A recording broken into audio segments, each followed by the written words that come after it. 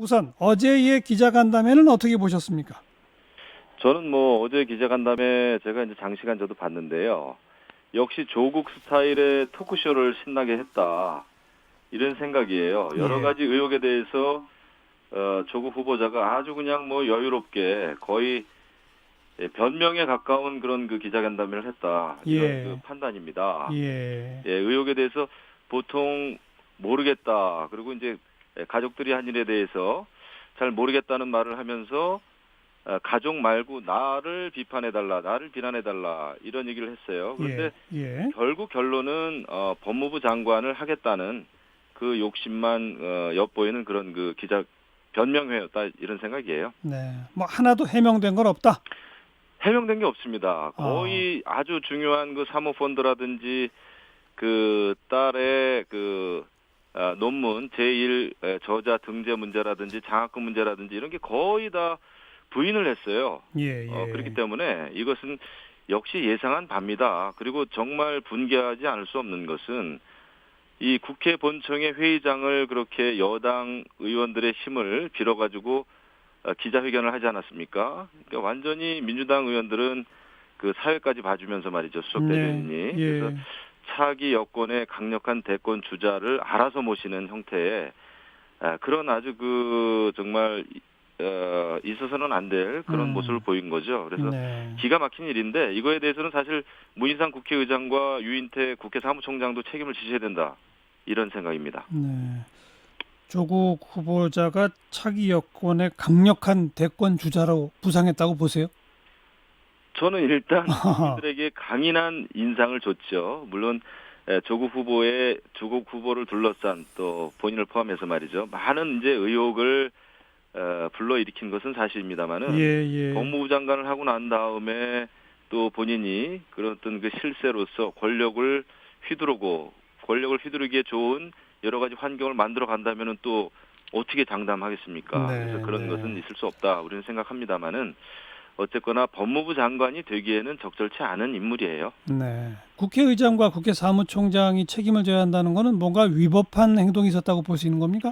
완전히 반칙과 변칙과 특혜를 준 거죠. 왜냐하면은 국회 본청의 회의장이라고 하는 것은 음흠. 그 일반인이 그렇게 기자 간담회를 열 수 없습니다. 네, 네. 그것은 대통령 입장에서도 대통령도 이게 미리 절차를 밟지 않으면은 알겠어요. 활용할 수가 없는 거예요. 근데 조국에게는 네. 너무나 엄청난 특혜를 준 거죠. 오늘 자유한국당의 반박 기자간담회 조국 후보가 한다고 또 그렇게 또 똑같은 형식으로 하는 게 과연 옳으냐 이런 지적도 있던데 어떻게 보세요? 똑같은 형태가 아닙니다. 우리 당 의원들이 한 것은 국회의원으로서 국민의 대의 기관으로서 당연히 그 회의장에서 한 것이고요. 왜냐하면 어제 일방적으로 조국 후보가 여러 예, 가지 의혹에 대해서 변명을 했기 때문에 예, 국회 대의 기관인 국회의원으로서 예, 야당 의원으로서는 여러 가지 의혹에 대해서 제대로 된 그 설명을 해야 국민들께서 예. 판단하시기에 어제 조국 후보의 여러 가지 그 변명이 사실이 아니구나라는 것을 아실 수 있지 않겠어요? 그런 차원에서 저희가 한 것이죠. 네. 어떻게 됩니까? 이제 청와대에서는 6일까지 재송부 요청을 했는데 여야가 합의하면 그 사이에 청문회를 할 수도 있는 겁니까? 어떻게 되는 겁니까? 그렇죠. 저희는 지금이라도 그 조국 후보에 대해서 청문회를 하자는 입장입니다. 그리고 어제 나경원 원내대표도 좋다. 그러면 직계가족 증인 없이도 예, 청문회를 하자고 그랬는데 그것은 못하겠다. 이렇게 어제 아주 딱 잘라서 거부를 했어요. 이인영 그 민주당 예, 원내대표가. 예. 그래서 지금 현재 청문회를 못하고 있는 거죠. 근데 이제 이인영 원내대표가 못하겠다고 한 거는 가족은 빼더라도 증인이 나오도록 강제할 수 있도록 5일 뒤에 하자는 거, 그건 안 된다고 한 것이고, 그럼 강제는 없더라도 6일 이전에 뭐 4일, 5일 양일간이든 이럴 때 그 청문회는 가능한 겁니까? 어떻게 보세요? 그 조국 후보가 하겠다고 하면은 저희는 가능하다고 봅니다. 어, 하지만은 이제 직계가족 말고도 다른 그 인사청문회에 우리가 증인 신청한 증인들이 있지 예, 않습니까? 예. 그분들 같은 경우에 이제 이런 경우에는 자발적으로 나와야 되는 거예요. 왜냐면은 그렇죠. 예, 인사청문 5일 전에 출석 요구서를 송달해야 되는데 그것은 예, 이제 불가능하죠. 예. 그래도 또 여당이 동의하면 뭐 4일, 5일, 뭐 5일, 6일 중에라도 하자 이런 입장이다 이 말씀인 거죠? 네, 제가 알기는 그런 입장입니다. 알겠습니다.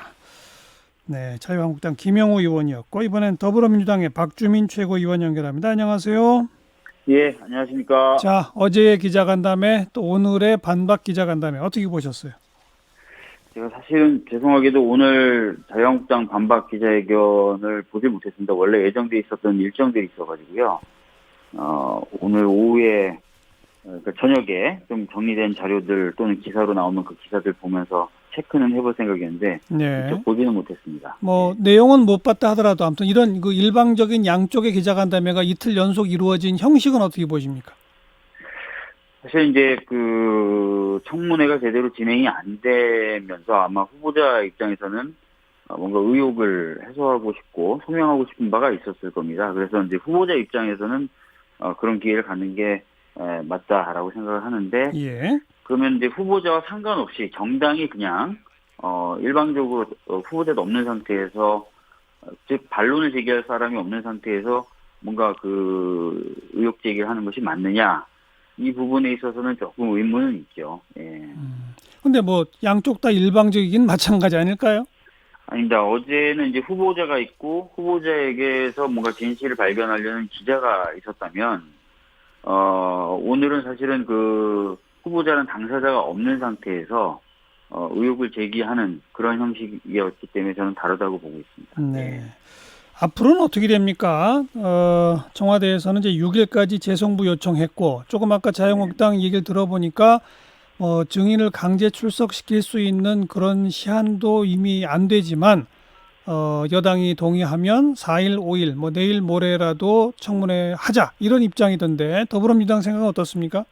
청문회 열 수 있으면 저희들은 뭐 청문회 열어야 된다 이렇게 보고 있습니다. 그런데 문제는 오늘 여상규 위원장이 법사위 그 회의가 없다라고 하면서 증인이 나오지 않는 그런 청문회가 과연 의미가 있느냐 그런 부분에 대해서 오늘이 아니라 내일 논의해서 결정하겠다는 식으로 얘기를 하고 갔다 그러더라고요. 그래서 그 얘기는 지금 자유한국당 내부에서도 어떤 명확한 입장이나 방향이 정해지진 않았는데 부정적인 형식으로 지금 가고 있는 것 아닌가 이렇게 보고 있습니다. 근데 지금 일단 아무튼 그 청와대가 요청한 시한으로 놓고 보면 6일 이후의 청문회, 그래야 이제 증인을 강제로 부를 수 있는 그런 청문회 아니겠습니까? 근데 그거는 불가능한 거잖아요. 법상으로는 불가능합니다. 그렇죠. 그러면 증인을 강제로 부르진 못하더라도 청문회 합시다라고 자유한국당이 만약 결정한다면 그럼 더불어민주당도 응하실 건가요? 뭐 그 법상으로 그 기간 내에 청문회 할 수 있게 돼 있기 때문에요. 저희들이 뭐 피할 필요는 없다고 생각합니다. 네. 결국은 자유한국당이 먼저 입장을 정해야 되겠군요. 네, 지금 제가 봤을 때는 아까 말씀드렸던 대로 자유한국당 내부 입장이 정리가 안 된 것 같습니다. 만약에 청문회 뭐 가능하게 해서 청문회가 열린다 하더라도 청문 보고서가 뭐 제 시간 안에 채택되고 이러기는 어려울 거 아니겠습니까? 또 그럼에도 불구하고 아마도 청와대는 7일 정도면 임명을 강행할 것으로 보이는데, 그렇게 되면 뭐 정기국회 보이콧 등의 초강수도 중대 결단도 할 수 있다, 이런 얘기가 자유한국당에서 나옵니다. 거기에 대해서 뭐라고 말씀하시겠어요? 뭐 자유한국당이 그런 식으로 얘기한 게 한두 번은 아닙니다. 지금까지 보면 줄곧 보이콧에 파행에 장애투쟁에 뭐 계속 해왔었기 때문에 제가 느끼기에 그렇게 새로운 거 아니고요. 근데 재밌는 것은 사실 이번에 청문회가 제대로 안 된 탓을 자꾸 여당이 저희 쪽으로 돌리는데, 일정을 어렵사리 저희가 양보해서 채택을 해놓고도 갑자기 합의 관련된 내용이 아니었던 증인 채택의 문제를 갖고 와서 합의됐던 일정을 파기하고, 증인 채택에 대해서 의결할 수 있고 또 청문 계획에 대해서 의결할 수 있는 두 번의 회의, 지난주 목요일 금요일 회의를 일방적으로, 특히 이제 금요일 회의는 46초 만에 산회를 해버리거든요. 그래서 도저히 그 청문회가 진행될 수 없는 상황을 다 만들어 놓고 이제 와서는 더불어민주당 책임이다라고 얘기하는 것 자체가 저는 이해할 수가 없습니다. 정말 하루 앞을 모르겠네요.